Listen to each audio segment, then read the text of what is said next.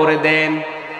কোরআনে কারিমে আল্লাহ মানুষদেরকে জানিয়েছেন আল্লাযী খালাকাল মাউতা ওয়াল হায়াতা, আমি আল্লাহ আগে মরণ বানিয়েছি, এরপরে বানিয়েছি হায়াত।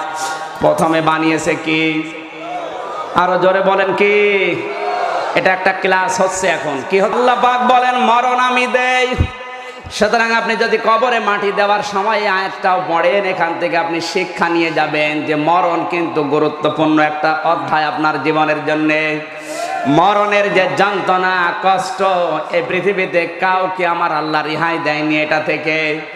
হযরত নূহ আলাইহিস সালামের সন্তান শামের জীবন থেকে আমরা পেয়েছি 650 বছর কবরে থাকার পরও তিনি মরণের যন্ত্রণা ভুলতে পারেননি। জোরে বলেন সুবহানাল্লাহ।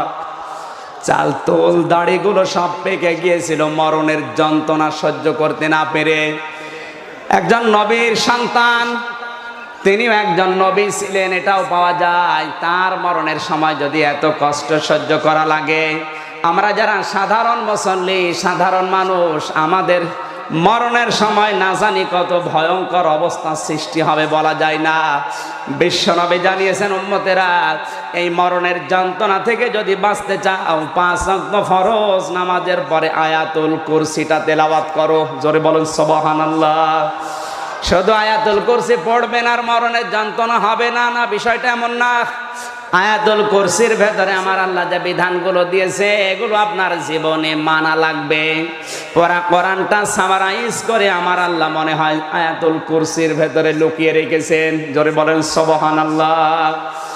এখন থেকে আপনি আল্লাহু লা ইলাহা ইল্লাহু আল হাইয়ুল কাইয়্যুম ওয়া হুয়াল আলিয়্যুল আযীম পর্যন্ত বিস্তারিত ব্যাখ্যা ইবনে কাসিরে দেখবেন, আপনার আমল করার সহজ হবে।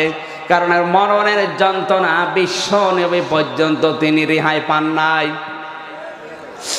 হাদিস শরীফের ভেতরে পেয়েছি নবীজি বলেন আজরাইল শুধু আমার বুকের উপর একটা হাত রেখেছিল, মনে হচ্ছে উহুদ পাহাড় রেখেছে। খুলনাবাসী যার জীবনে কোনো অপরাধ ছিল না, সব কিছু আল্লাহ মাফ করে দিয়েছিলেন, তার মরণের সময় যদি শুধু একটা হাত রাখলে উহুদ পাহাড় মনে হয়, আমাদের তো হাত রাখা লাগবে না, শুধু ইশারা দিলেই কষ্ট শুরু হয়ে যাবে।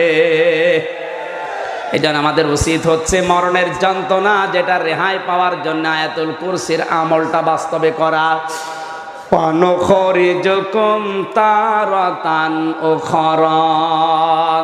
আল্লাহ পাক বলেন এই কবর থেকে আমি আল্লাহ নিজে তোমাদেরকে তুলবো।